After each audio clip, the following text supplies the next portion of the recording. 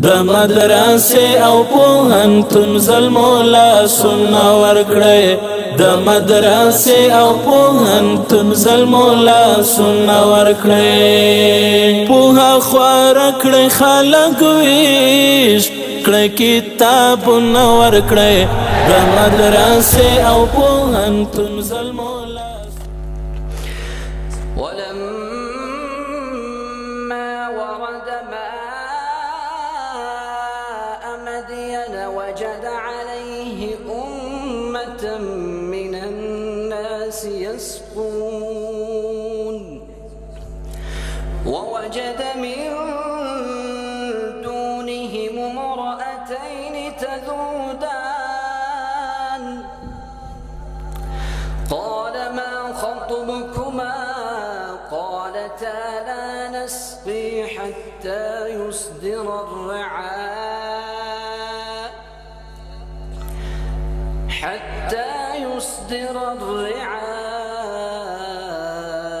وأبونا شيخ كبير فسقى لهما ثم تولى إلى الظل فقال رب إني لما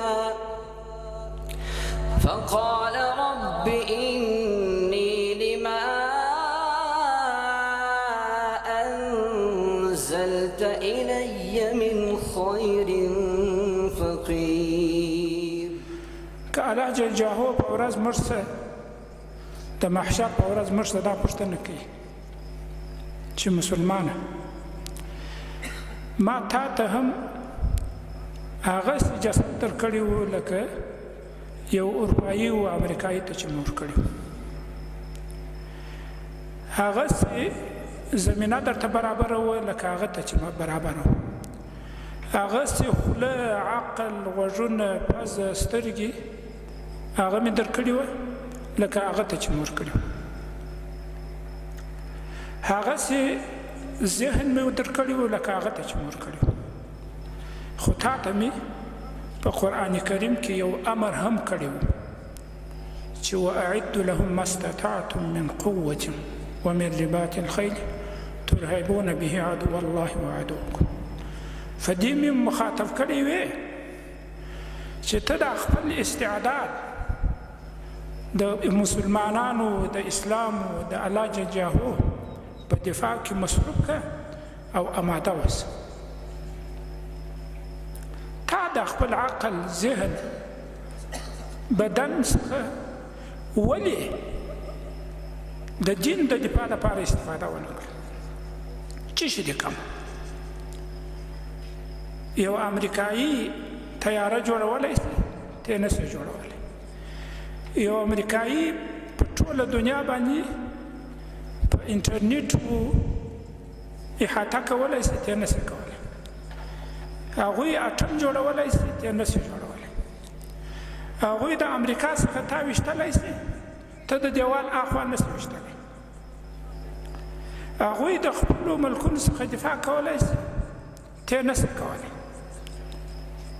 تر دې چې راسي ستا ملک و ستا ارضي تمامیت اشغال کړي بیا ته د هغه څخه هم دفاع نه شي کولی دا دفاع نه ده چې د یو قاتل په بدل کې موږ په کومو شهیدان ورکړو تاسو ګورئ په امریکایي اشغال کې نهایي سروي چې اوس شوې ده د امریکانو 2800 نفر دلته وژل شوي دي خو زما سروي چې شوې ده د افغانستان 80,000 کسه شهیدان شوي دي 80,000 کسه چې الله جل جلاله په قرآن کریم کې په انفال کې موږ ته یو د دوه په مقابل کې ویل شوي دي وإن يكن منكم 100 يغلبوا 200 100 صابرة يغلبوا 200 د دې په ضمن کې دا معلومیږي چې که زموږ تلفات د دوی سره مساوي نه وي نو بالا خو به نه وي. که زموږ یو نفر شهید کیږي د دوی باید 2 نفره د بی نه ځي. که زموږ 1000 نفره شهیدان کیږي د دوی باید 2000 تلفات وي. نو هغه وخت تا خپل مسؤلیت ادا کړی دی، بیا مسؤل نه یې. خو که د یوه په مقابل کې ستا 1000 نفره شهادت باندې رسیږي، د دې پوښتنه به خدای څه کوي؟ زما څه به هم کوي، د ملک واکمنه څه به هم کوي، د چارواکو څه به هم کوي، د هر فرد څه به کوي. چې ولې د یوه کافر په مقابل کې ستا 100 نفره شهیدانې ده، خو ته هم دغسې سړی وې، ته هم دغسې انسان وې، تا ته مې هم دغه عقل درکړی و، تا ته مې هم دغه شعور درکړی و، تا ته مې هم دغه ذهن درکړی و، تا ته هم دا زمینه برابره وه، شتمني هم در سره وه، نو تا دا خپل استعداد ولې نه مصروف کړی؟ مطلب مې دا دی طالبانو په دې به اکتفا نه کوئ چې زه ملا شم. دا ملک دفاع غواړي، دا انسانان کار غواړي، دا افغانستان آبادېده غواړي، اسلامي نړۍ یو کېده غواړي. تاسو به د داسې داعیې څخه ځان برخمن کوئ. محترمو حاضرینو، د اسلامي ټولنې یووالی د مسلمانانو د قوت، عزت، ثبات اساس ده. محترمو سامعینو، اسلام نو پیله مسلمانان یووالی، ورورولي او یو بل ته د احترام لپاره هڅولي دي، ځکه چې اختلاف او ویش سره امت ډېر زیات کمزوری کیږي. داخلي شخړې او خارجي ځواکونه د نفوذ فرصت مومي. الله عز وجل په قرآن کریم کې د اتفاق ډېر زیات اهمیت بیان کړی. الله عز وجل په قرآن کریم کې فرمایي: اعوذ بالله من الشیطان الرجیم واعتصموا بحبل الله جميعا ولا تفرقوا. بل ځای کې الله عز وجل فرمایي: واطیعوا الله ورسوله ولا تنازعوا. بل ځای کې الله عز وجل فرمایي: ان اقیموا الدین ولا تتفرقوا. همدارنګ نبی کریم صلی الله علیه وسلم په احادیث مبارکو کې د اتفاق ډېر زیات اهمیت بیان کړی. نبی کریم صلی الله علیه وسلم په یو حدیث کې فرمایي: ید الله مع الجماعه. بل حدیث کې نبی کریم صلی الله علیه وسلم فرمایي: المؤمن للمؤمن كالبنيان يشد بعضه بعضا. بل حدیث کې نبی کریم صلی الله علیه وسلم فرمایي، مسند احمد روایت کړی: الجماعة رحمة والفرقة عذاب. محترمو، په دې آیاتونو او احادیثو کې دا سره ندیږي چې وحدت د اسلامي حیات لپاره ډېر زیات ارزښت لري.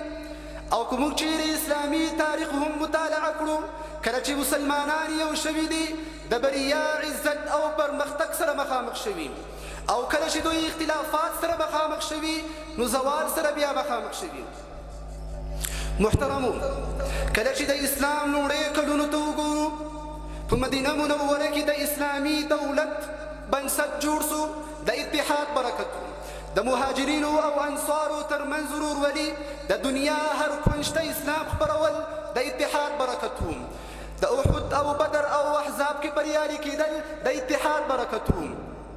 د خلفای راشدینو په دور کې د فارس او روم ستر امپراتوري فتح کېدل د اتحاد برکت و.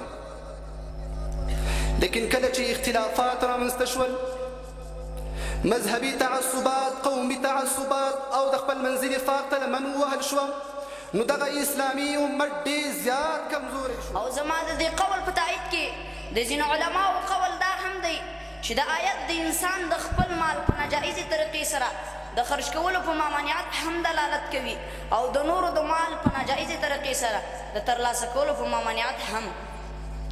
د الهي فرمان دی مگر دا چې د تجارت مال وي په دې کې منقطع دی، یعنی تاسو د تجارت په ذریعه مال اخیستی شئ، ځکه چې تجارت له هغه جنس څخه نه دی چې ترېنه ممانعت شوی دی.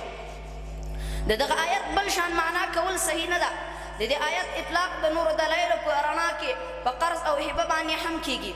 د طبراني حدیث دی هر چا چې حرام مال جمع کړ او بیا یې ورباندې کوم غلام آزاد کړ او یا یې صلح رحمي ورباندې وکړه، نو دا د ده لپاره د ثواب پر ځای د عذاب او ګناه باعث ګرځي. او کوم سړی چې حرام مال جمع کوي له دې نه صدقه او خیرات نه قبلیږي او نه هم د الله جل جلاله په لار کې د هغه په مصرفولو سره د ده په مال کې برکت راځي. الطلاب الأعزاء ويا أمل الأمة، أوصيكم ونفسي بتقوى الله تعالى، فالتقوى خير زاد لكل طالب ومتعلم. ثم أريد أن نتحدث أمام حضراتكم عن الشخصية التي تعلمنا وتؤدبنا وتكون سببا في إصلاحنا، ألا وهو المعلم أو الأستاذ.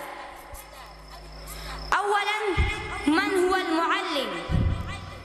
أيها الأحبة، الأستاذ هو من يعلمكم القراءة والكتابة ويعلمكم أمور دينكم ودنياكم ويأخذ بأيديكم نحو النور والعلم. هو كما قال الشاعر: قم للمعلم وفه التبجيلا، قم للمعلم وفه التبجيلا، كاد المعلم أن يكون رسولا. فالأستاذ هو سبب في نجاحكم ورقيكم، وهو من يعطيك العلم بصبر ومحبة. ثانيا، كيف نؤدب نفوسنا مع الأستاذ؟ أولا، لنذكر بعض قصص التعامل السلفي مع شيوخهم حتى نؤدب أنفسنا أيضا على طريقهم. الإمام أحمد بن حنبل رحمه الله عنه لما ذهب إلى عبد الرزاق بن همام الصنعاني في اليمن جلس عند قدميه، فأمره عبد الرزاق أن يرتفع فيجلس بجانبه، فقال: لا أجلس إلا عند قدميك. هكذا أمرنا أن نصنع مع علمائنا، وما وضع هذا من قدر الإمام أحمد رحمه الله، بل فعلها تأدبا فتأسينا به بعد آلاف سنين. وكذلك فعل إمام الأحمد مع خلف الأحمر لما ذهب ليقرأ عليه فقد جلس عند قدميه. وكان زيد بن ثابت رضي الله تعالى عنه من كتاب الوحي ومن فقهاء المدينة السبعة، وركب يوما على دابته فجاء ابن عباس رضي الله عنهما فأمسك بخطامها ليقود له الدابة تقديرا لزيد وإجلالا له، فقال له زيد: لا تفعل يا ابن عم رسول الله صلى الله عليه وسلم. فرد عليه ابن عباس: هكذا أمرنا أن نفعل بعلمائنا. وكان إمام مسلم رحمه الله من تلاميذ الإمام البخاري رحمه الله، وكان يحترمه ويقدره ويثني عليه دائما بالكلام الطيب الحسن. فجاءه يوما وقال له: دعني أقبل رجليك يا أستاذ الأستاذين وسيد المحدثين وطبيب الحديث في علم. أيها الحضور الكرام، يتقلب المسلمون منذ أن بعث الله نبينا محمد صلى الله عليه وسلم، يتقلبون بين انتصارات وغيرها وبين ابتلاء وغيره، ويتقلبون ما بين نصرة الله تعالى لهم وما بين ظهور لهم وما بين ابتلاء ينزل بهم.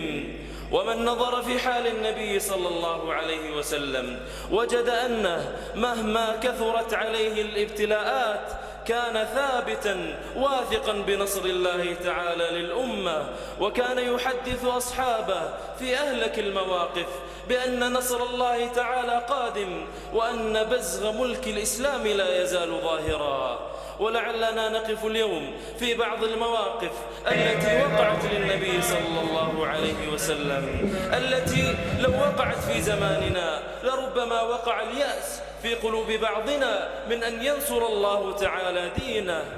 نحن اليوم نتألم عندما نرى رؤوسا تدك وبيوتا تهدم على رؤوس أصحابها، وما نقموا منهم إلا أن يؤمنوا بالله العزيز الحميد. أيها الحضور، أمتنا ليست كبقية الأمم، فإن الله تعالى رفع مكانتها بتمسكها بدينها وإقامتها لعهد نبيها. ولا تزال الأمم تتداعى على أمتنا كما تداعى الأكلة إلى قصعتها. قال صلى الله عليه وسلم: يوشك أن تتداعى عليكم الأمم كما تداعى الأكلة إلى قصعتها. فكما يجتمع الناس فيدعو بعضهم بعضا إلى الطعام كلهم يتنازعه من جهته، قال صلى الله عليه وسلم: يوشك أن تداعى عليكم الأمم كما تداعى الأكلة إلى قصعتها. فقيل: يا رسول الله، أو من قلة نحن يومئذ؟ يعني نحن قليل لا نستطيع أن نقاتل؟ قال: لا، بل أنتم يومئذ كثير، أنتم ملء البلدان. هذه الدولة فيها 5 ملايين، وهذه فيها 10، وتلك فيها 20، ولكنكم غثاء كغثاء السيل. ليس بينكم اتحاد، ليس بينكم أخوة، قد أفسد الشيطان بينكم، واستطاع اليهود أن يتخذوا منكم عملاء، فتقرأوا في الجرائد من يتكلم ضدكم وينصروا للكفار عليكم. ثم قال: ولينزعن الله المهابة من قلوب عدوكم منكم. كن سعيدا، كن فريدا، عش بفخر في الحياة، لا تبالي فالمعالي بالتحدي لا سوى، لا تبالي فالمعالي بالتحدي لا سوى، لا تبالي فالمعالي بالتحدي لا سوى. حرر النفس ولا تحيا هبا، يا ربيعا أنت والعطر الردى. حرر النفس ولا تحيا هبا، يا ربيعا أنت والعطر الردى. خذ قرارا وانطلق لا تنتظر، خذ قرارا وانطلق لا تنتظر.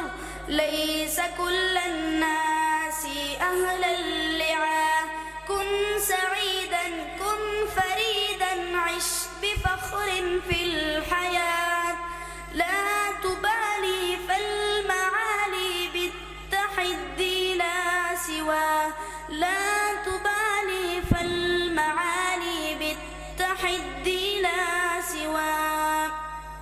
ذلك الدهر الذي ترضى به، هل يراك الكون من صناعه.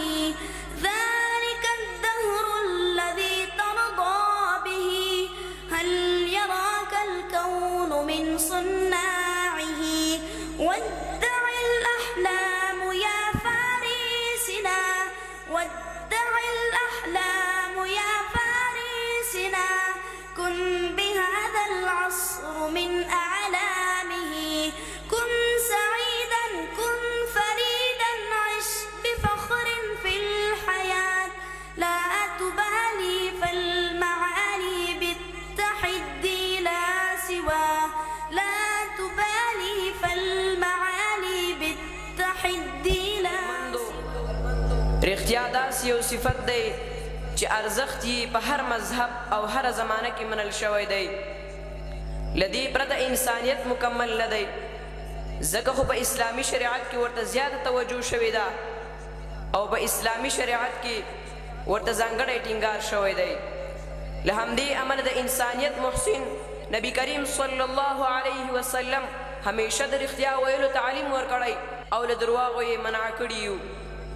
نبی علیه السلام به تل رښتیا ویل، آن تر دې چې د هغه دښمنان به د تل رښتیا ویلو او امانتدارۍ څخه به متاثره ول او ده ته به صادق او امین ویل. همداراز ټولو انبیاو علیه السلام هم تل د رښتیا وینا ویلو تاکید کړی دی او الله جل جلاله په خپل پاک کلام کې انسانیت ته څو څو ځله د رښتیا ویلو تعلیم ورکړی او الله جل جلاله فرمایي: يا أيها الذين آمنوا اتقوا الله وكونوا مع الصادقين. اے مؤمنانو، تاسو له الله څخه وویریږئ او د رښتیني خلکو أيها الأحبة في الله، إن حديثنا اليوم عن فضل لغة عظيمة وشرف لسان كريم، عن لغة القرآن ولسان النبي العدنان صلى الله عليه وسلم. حديثنا عن اللغة العربية التي جعلها الله وعاء للوحي وطريقا للهدى ومفتاحا للعلم والدين. أيها الإخوة الأعزاء، اعلموا رحمكم الله أن اللغة العربية ليست مجرد لغة للتواصل والحديث، بل هي لغة الدين والقرآن، وفهمها مفتاح لتدبر كلام الله تعالى، كما ورد في القرآن قال الله عز وجل: كتاب فصلت آياته قرآنا عربيا لقوم يعلمون. فهذه الآية المباركة تدل على أن القرآن أنزله الله بالعربي المبين. وأيضا قول عمر رضي الله عنه حول فضيلة اللغة العربية، فقال عمر بن الخطاب رضي الله عنه: تعلموا العربية فإنها من دينكم.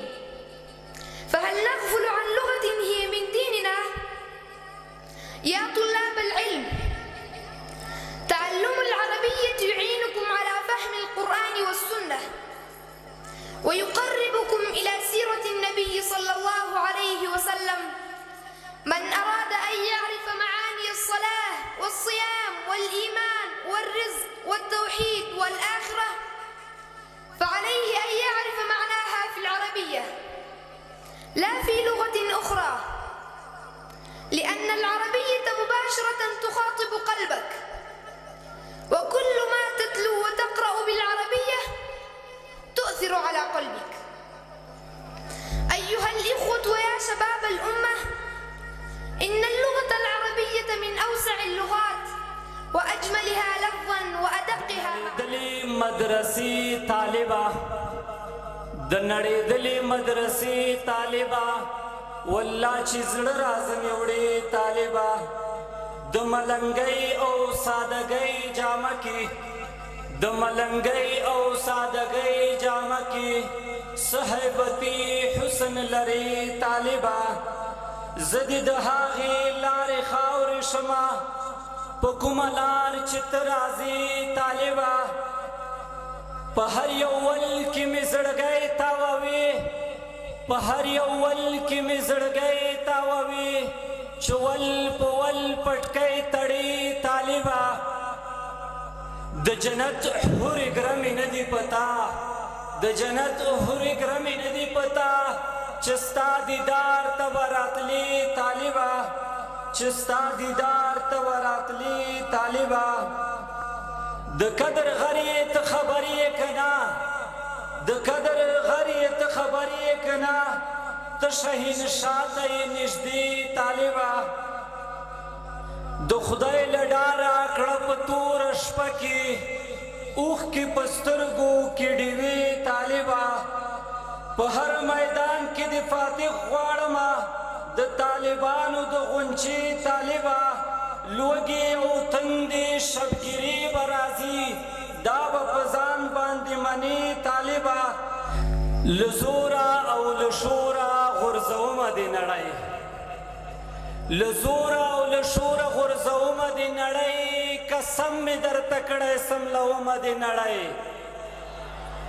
له زوره او له شوره غورځومه دې نړۍ قسم مې درته کړی سملومه دې نړۍ د ژوند د تېرېدلو طریقه به درته ښایم لوفره مقارې سمومه دې نړۍ کوډګرې جادوګرې دا جامې به درنه وځي کوډګرې جادوګرې دا جامې به درنه وځي رسوا به شي ملایم دمومه دې نړۍ فاروق صاحب یو ځل بیا کوډګرې جادوګرې دا جامې به درنه وځي رسوا به شي ملایم دمومه دې نړۍ د ښځو د حقوقو په نامه دې څه وکړه بې شرمه بې حیایې شرمومه دې نړۍ واه څه زبردست فاروق صاحب یو چا به د واده غوښتنه کړې وي له تا نه یو چا به د واده غوښتنه کړې وي له تا نه خو زه دې مېړه کېږم ودومه دې نړۍ ځل بیا یو چا به د واده غوښتنه کړې وي له تا نه خو زه دې مېړه کېږم ودومه دې نړۍ خو زه دې مېړه کېږم ودومه دې نړۍ. محترمو، د مظلوم سره مرسته کول، د مظلوم فریاد اوریدل او د ظالم د ظلم مخه نیول دا نه یوازې یو انساني او اخلاقي مسؤلیت ده بلکې دین اسلام دې ته ډېر زیات اهمیت او ارزښت ورکړی. په اسلام کې حکم او قانون دا ده که چېرته په یو چا باندې ظلم کیږي، مظلوم د مرستې غوښتنه کوي، د مظلومیت فریاد کوي، نو د دې مظلوم مرسته کول فرض عین یا فرض کفایي ده علی الاختلاف. خو تطبیق دا ده که چېرته د دې مظلوم د مرستې کولو لپاره نور هم څوک موجود وي فرض کفایي ده. خو که نور څوک هر څوک د دې مظلوم مرسته کولی نشي نو بیا فرض عین ګرځي دا چې د دې مظلوم مرسته به کوي او د ظالم د ظلم مخه به نیسي. ځکه جهاد فرض عین ګرځي. علماء کرامو د جهاد لپاره 4 فواید ذکر کړي. له ټولو نه لوی مقصد او هدف او فایده د جهاد نه اعلاء کلمت الله ده. دوهم مقصد او هدف د جهاد نه هغه د مظلوم مرسته کول دي، د ظالم د ظلم مخه نیول دي. خو که چېرته په دار اسلام کې اسلام نافذ او حاکم وي، د اسلام ټول قوانین جاری کیږي، په نوره دنیا کې د دین د خورولو لپاره جهاد فرض کفایي ده. او که چېرته کفار راځي د مسلمانانو خاوره اشغال کوي، په مسلمانانو باندې ظلم کوي، مسلمانان د مظلومیت فریاد کوي، د مرستې غوښتنه کوي، په دې صورت کې په ټولو مسلمانانو علی ترتیب جهاد فرض عین ګرځي. الله فرمایي وَإِنِ اسْتَنْصُرُوكُمْ فِي الدِّينِ فَعَلَيْكُمُ النَّصْرُ.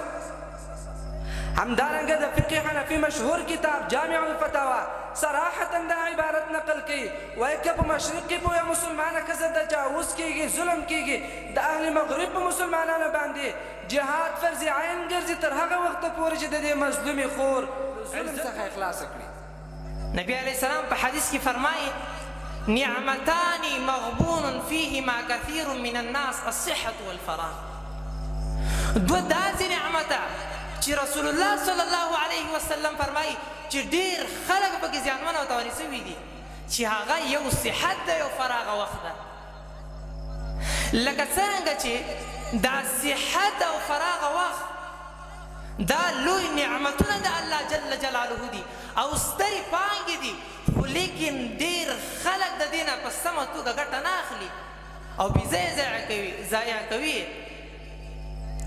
که چېرته دا وخت او صحت په یو ځای کې وکارول شي نو دې کې به ډېر خیر وي د الله جل جلاله.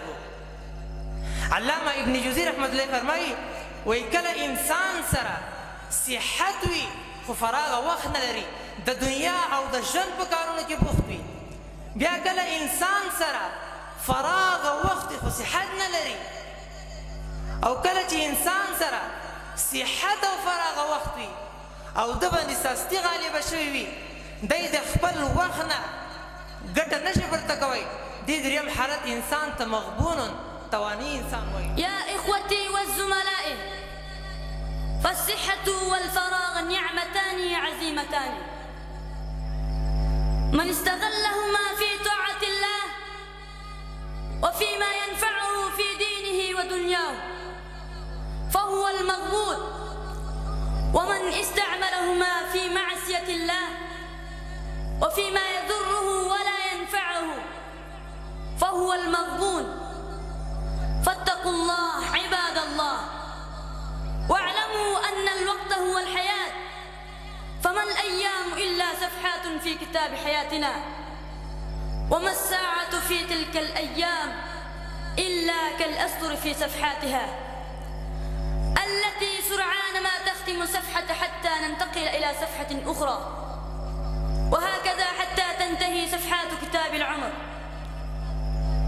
وبقدر ما نحسن تقليب الصفحات أيامنا تلك نحسن الاستفادة من كتاب حياتنا. أيها الجمع الطيب، ولا شك أن قيمة وقته ليس إلا إدراكا لوجوده وإنسانيته ووظيفته في هذه الحياة الدنيا، وهذا لا يتحقق إلا باستشعاره للغاية التي من أجلها خلقه الله عز وجل. والوقت أغلى ما تملكه أيها المؤمن، فهو كنزك ورأس مالك. ويكفي للوقت شرفا وأهمية أن الله عز وجل قد أقسم به في كتابه العزيز، وأقسم ببعض أجزائه في مواطن عديدة. قال الله تعالى: بسم الله الرحمن الرحيم: والليل إذا عسعس والصبح إذا تنفس، إلى غيرها من الآيات الكثيرة. فما أقسم الله بالوقت إلا ليلفت أنظارنا إليه ويؤكد على عظيم نفعه وضرورة الانتفاع به وعدم تركه يزيع سدى دون ما فائدة ترجى في الدنيا أو الآخرة. دير آرام يمزلمي بالرقم خوشال دي دير آرام يمزلمي بالرقم خوشال دي دا وطن دا سردرو نري شمال دي دا وطن دا سردرو نري شمال دي دير آرام يمزلمي بالرقم خوشال دي دا وطن دا سردرو نري شمال دي دا درویش دا داودی غغ ازانگی دی دا درویش دا داودی غغ ازانگی دی پا منبر باندی خطلی تور بلال دی پا منبر باندی خطلی تور بلال دی دیر آرام یمزلمی بل رقم خوشال دی دا وطن دا سردرو نرئی شمال دی دا وطن دا سردرو نرئی شمال دی بلبلان دا رب سپیڅلی سناوائی بلبلان دا رب سپیڅلی سناوائی طالبان نو پیل کڑائی قیل او قال دی طالبان نو پیل کڑائی قیل او قال. لومړی لامل هغه داو چې په اسلامي نړۍ کې د مسلمانانو ترمنځ خپلمنځي اختلافات او بې اتفاقي مسلمانان ټول سره بې اتفاقه سوي وو. دا که ټول مسلمانان سره متحد سوي وای، ټولو اسلامي هیوادونو په یوه متحد موقف سره د فلسطین د ازادۍ لپاره غږ پورته کړی وای، دا به د یو لوی نړیوال تغییر لامل سوی و. نن به غزه په دې حالت کې نه وه. دا که مسلمانانو نن ځانونه د دې آیت مصداق ګرځولي وای چې الله جل جلاله فرمایي واعتصموا بحبل الله جميعا ولا تفرقوا، نن به مسلمانان په کفارو باندې غالب وو، نن به مسلمانانو په ټوله نړۍ باندې حاکمیت درلود. نو لومړی لامل هغه د مسلمانانو ترمنځ خپلمنځي اختلافات، هغه که مذهبي اختلافات و، که سیاسي اختلافات و، او که فکري یا عقیدوي اختلافات و. دویم لامل هغه دا و چې مسلمانان ټول خپلو خواهشاتو، شهواتو او څوکیو ته متوجه سوي ول. مسلمانان ټول خپلو ملي منافعو ته ژمن ول. هیڅ چا سره د اسلامي امت د راویښولو فکر او احساس نه و. نن موږ او تاسې د عربي نړۍ د مشرانو حالت وینو. دوی ته خپل منافع دومره محبوب سوي وه چې د غزې د مسلمانانو حالت یې نه لیده د غزې د مسلمانانو چغې او اسویلې نه اورېدلې نبي علیه السلام فرمایي حبک شیء یعمی ویصم کوم شی چې تا ته محبوب شي هغه تا کڼۍ وړندوي دوی ته خپل منافع دومره محبوب سوي وه چې د غزې د مسلمانانو حالت یې نه لیده د غزې د مسلمانانو چغې او فریاد یې نه اورېده حال دا چې مسلمانانو ته پکار دا وه چې د غزې د مسلمانانو مظلومیت یې خپل مظلومیت ګڼلی وای د غزې د مسلمانانو درد یې خپل درد ګڼلی وای نبی علیه السلام فرمایي المسلمون کجسد واحد لکه څرنګه چې د انسان په یوه عضو باندې درد وي ټول بدن د انسان ورسره نارامه او ناراحته وي دغه شانته یو مسلمان دی بل مسلمان په درد باندې باید ودردیږي خو متاسفانه چې اسلامي امت د غزې درد خپل درد ونه ګڼه او خاموشه پاتې سول دویم لامل هغه دا و چې د ممالکو ترمنځ کوم حدود دي دا حقیقي ګڼل یعنی دغه حدود او بارډرونه هم له دې نه مانع سو چې د غزې د مسلمانانو دفاع سوي په تفسیر کبیر کې امام رازی رحمه الله لیکي چې استاد د خپل شاګرد په حق له لمور او پلار نه ډیر زیات مشفقه ده مور او پلار کوښښ کوي تر څو خپل بچی د دنیا د اور او مصایبو څخه وژغوري او استادان کوښښ کوي تر څو خپل شاګرد د جهنم د اور او د آخرت د مصایبو څخه وژغوري قدرمنو سامعینو د استاد او شاګرد اړیکې ډېرې سپېڅلې وي که یوې خواته مور او پلار د بچي په بدني جسماني روزدلو کې کلید روبوي خو بلې خواته استاد د هغه د ذهني پرمختیا او ادبي پیژندنې او په علومو او فنونو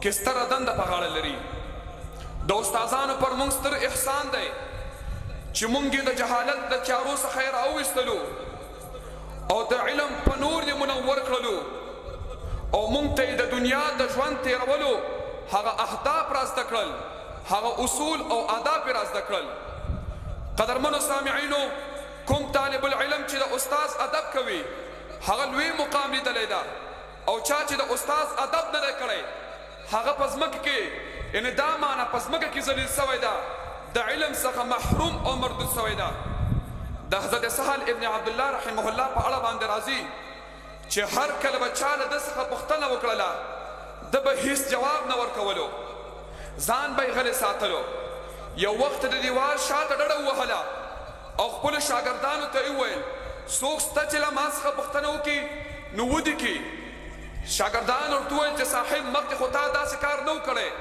ده ورته وویلې چې مخکې مې استاد امام ذوالنین مصري رحمه الله ژوندی و د هغه پښتون کې ما ته دا کار مناسب نه ښکارېدو چې زه د هغه پښتون کې تاسې ته د خبرو سوالونو ځوابونه درکړم لیکن اوس امام ذوالنین مصري رحمه الله د دنیا څخه رحلت وکړو او په دنیا کې نسته ده شاګردان یې ډېر په تعجب کې سول چې امام ذوالنین مصري رحمه الله خو ژوندی و هغوی دغه وخت له ځان سره نوټ کړلو او تحقیق او معلومات یې وکړلو چې معلومات یې وکړلو د سهل ابن عبدالله رحمه الله له خبرې څخه څو شېبې وړاندې امام ذوالنین مصري رحمه الله د دنیا څخه رحلت کړی و أساتذتي الكرام وضيوفنا المبجلين ويا إخوة الأحبة السلام عليكم ورحمة الله وبركاته أرجوكم أن تكونوا في كمال صحة وعافية أحبتي موضوع اليوم يدور عن حب الوطن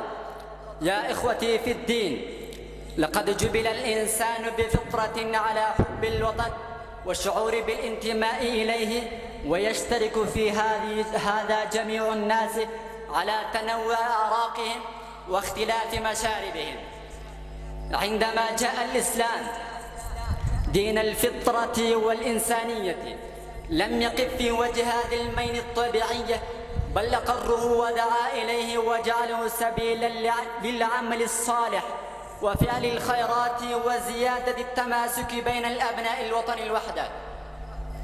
وضرب لنا رسول الله صلى الله عليه وسلم أعظم الأمثال في بيان ذلك حين خرج من مكة مهاجرا فالتفت إليها وأعرب عن شعور جياشها نحوها فقال: ما أطيبك من بلد وأحبك إلي ولولا أن قومي يخرجوني منك ما سكنت غيرك. لقد كانت تلك الكلمات مفعلة بالانتماء تعبيرا صادقا عن حبه صلى الله عليه وسلم لوطنه الذي نشأ فيه وترعرع في أكنابه وعرف كل جنابته وأمضى فيه سنين من شبابه وكهولته. والمثال الآخر له خاصة بالمدينة المنورة حين عاد من إحدى عزواته، فخرجنا مع رسول صلى الله عليه وسلم في غزوة التبوك وساق الحديث فيه، فخرجنا حتى أشرفنا على المدينة فقال هذا طابة وهذا أحد وهو جبل يحبنا ونحبه. گوتا پغاخ درتا حبیبا دنیا گئی دراغلی چسپگمی دداستا ترگریوانا راغلی چسپگمی دداستا ترگریوانا. گوتا پغاخ درتا حبیبا دنیا گئی دراغلی چسپگمی دداستا ترگریوانا راغلی چسپگمی دداستا ترگریوانا. ولا شافیر کافران دی معجزہ غواړي جاهلان دی منکرین واړل سبحان دی د هر یو زړه کې دی د جهل ترګمۍ دراغلی چسپگمی دداستا ترګریوانا راغلی چسپگمی دداستا ترګریوانا. گوتا پغاخ درتا حبیبا دنیا گئی دراغلی چسپگمی دداستا ترګریوانا راغلی چسپگمی دداستا ترګریوانا. پمنځ کې نیمه چسپگمی شوه درته روانه په جلتۍ شوه حیرانه ټوله دنیا گئی شوه. په منځ کې نیمه چسپگمی شوه درته روانه په جلتۍ شوه حیرانه ټوله دنیا گئی شوه.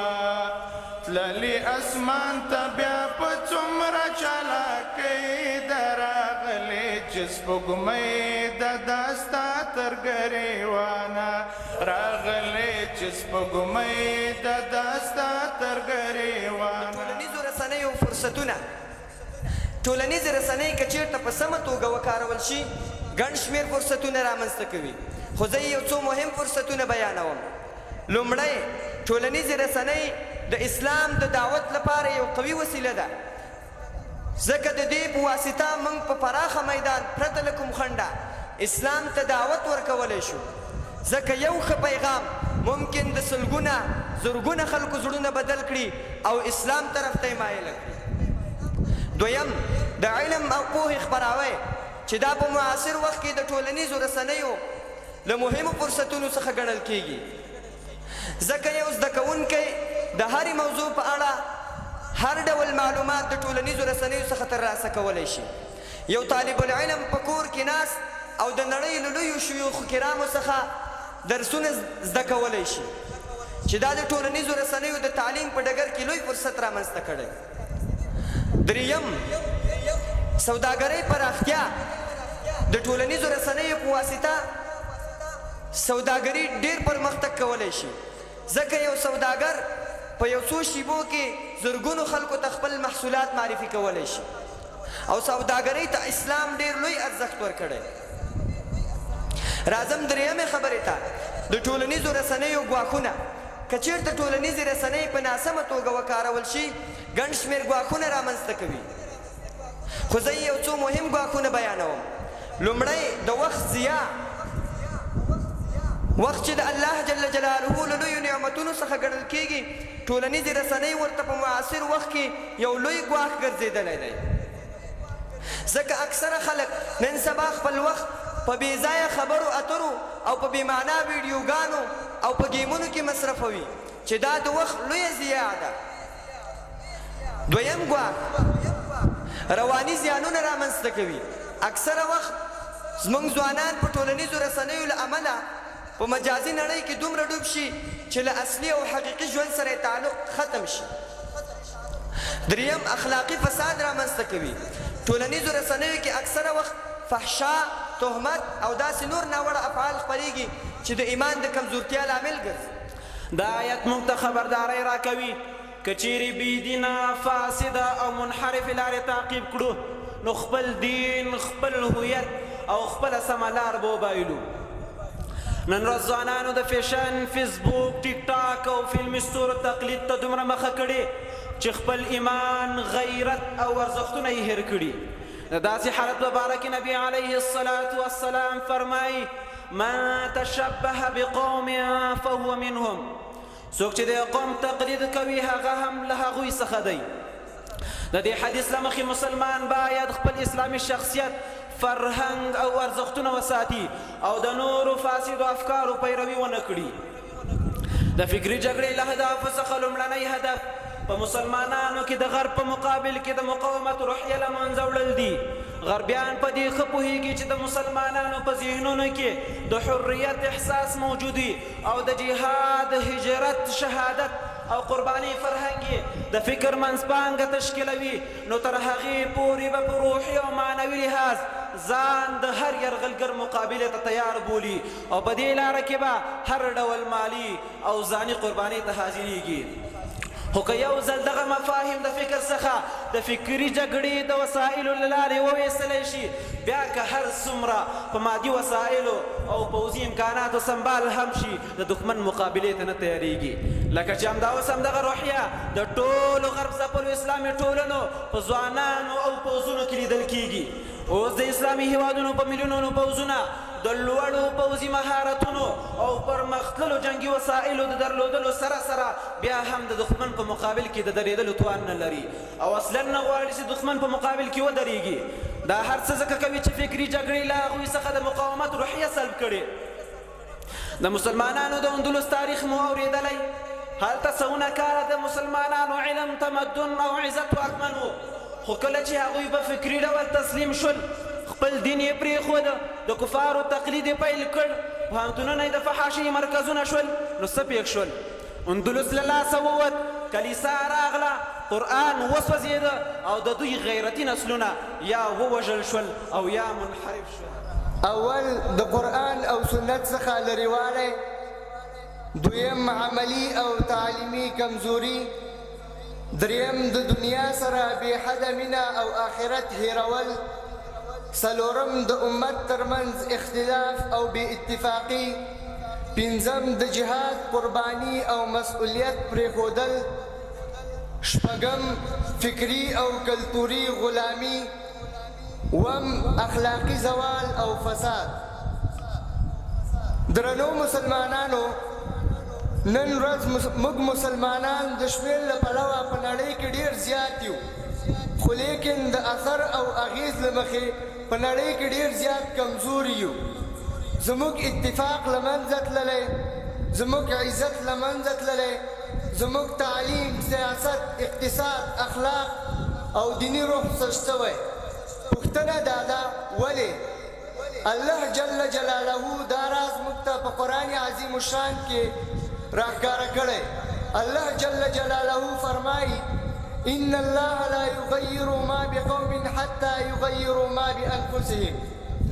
الله هغه حالت نه بدلوي چې تر څو پورې یو قوم خپل حال، فکرونه، عملونه او نفسونه بدل نه کړي. همداراز نبی علیه السلام فرمایي اذا تبايعتم بالعينة واخذتم اذناب البقر ورضيتم بالزرع وتركتم الجهاد سلط الله عليكم ذلا لا ينزعه حتى ترجعوا الى دينكم.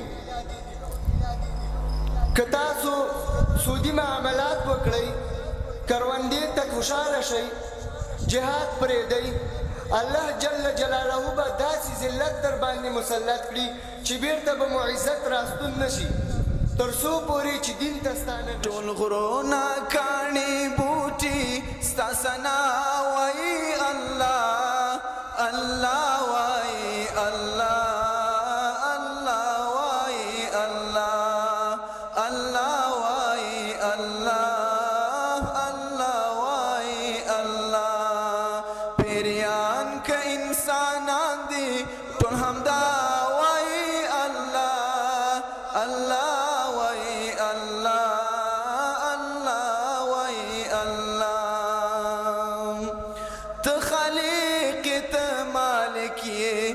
رب ټول ته پیدا کړي ته خالق ته مالک یې رب ټول ته پیدا کړي سندونه دریابونه او هوا وای الله الله وای الله الله وای الله پیریان که انسانان دي ټول همدا وای الله الله وای الله الله وای الله احد هم صمدي لم يلد ولم يولد احد هم صمدي لم يلد ولم يولد دات کی تور شپې او هم رڼا وای الله الله وای الله الله وای الله. بسم الله الرحمن الرحيم وصلى الله على النبي الأمي الكريم. أما بعد واقعا چې ټول ستړي یاست د شپې 12 بجې دي خدا هم د خوشحالۍ ځای دی چې الله جل جلاله موږ ته یو داسې نعمت راکړی دی چې موږ د شپې 12 بجې د موټر بم ترانې غږوو او له چا څخه ویره او خطره نه لرو. الله دې دغه نعمت تل دائمه او برقراره وساتي. ضمناً د افغان دارالعلوم له ټولو محترمو مېلمنو استادانو طالبانو ټولو شاګردانو نه مننه کوو چې له موږ سره د دغه برنامې تر پایه پورې پاته سول او د خپل قیمتي وخت مشترک کړي. الله دې دوی ته اجر ورکړي. ستاسو هر یو قدم دې الله جل جلاله په تله د میزان کې کښېږدي. همدغه شان دې د ممتحنینو حضراتو څخه هم مننه کوو.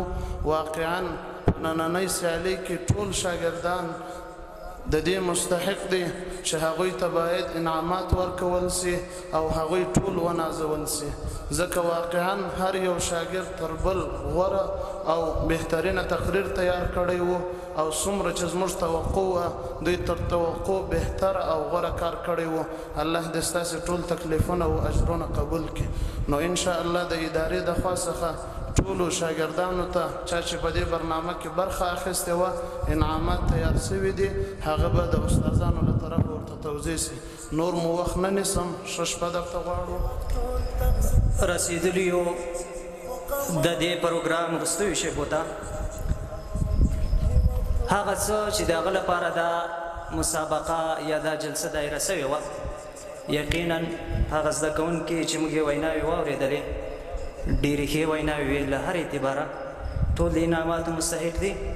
خو اصول دا دی چې په مسابقه کې یو اول نمره راځي یو دویم نمره راځي او بل دریم نمره راځي.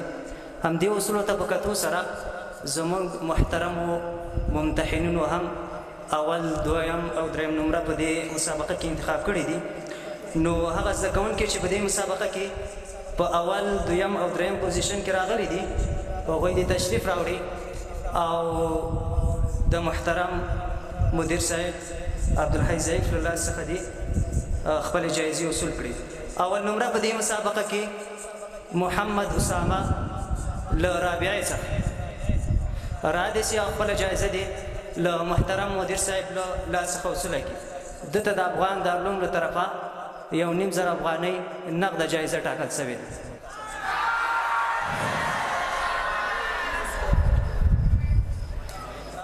دویم نمره په دې مسابقه کې 3 طالبان راغلي دي. محمد له ثانیه الف څخه او محب الله له سادسې درجې څخه او همدارنګه عبدالله له ثالثې الف څخه دوی دې هم تشریف راوړي او خپل جایزه دې له محترم مدیر صاحب له لاسونو څخه وصول کړي. دوی ته د افغان دارالعلوم له طرفه هر یو ته 1000 افغانۍ نقده جایزه ټاکل شوې. دریم نمره په دې مسابقه کې له موږ سره وکیل احمد له متقدم ټولګي څخه او سید رحیم له تمهیدي ټولګي څخه دوی دواړه دې هم تشریف راوړي او خپل جایزه دې له محترم مدیر صاحب څخه وصول کړي. دوی لپاره هم د افغان دارالعلوم له طرفه زر افغانۍ نقدي جایزه ټاکل. مدرسې ته ځم پلاره لاس دې ښکلاوم پلاره غواړمه کتاب قلم علم زده کوم پلاره مدرسې ته ځم پلاره لاس دې ښکلاوم پلاره غواړمه کتاب قلم علم زده کوم پلاره مالا خو به هر سهار پلاره کړه وختي بیدار سوچ المنځ او دس کوم وخت شي د سبق تیار ورځ له تا څخه د ارزو لرم پلاره غواړمه کتاب قلم علم زده کوم پلاره مدرسې ته ځم پلاره لاس دې ښکلاوم پلاره الحمد لله الصلاة والسلام على رسول الله محمد وعلى آله وأصحابه أجمعين. اللهم ربنا آتنا في الدنيا حسنة وفي الآخرة حسنة وقنا عذاب النار واعف عنا واغفر لنا وارحمنا أنت مولانا فانصرنا على القوم الكافرين. سبحان ربك رب العزة عما يصفون وسلام على المرسلين والحمد لله رب العالمين برحمتك يا رحمن. مدرسې ته ځم پلاره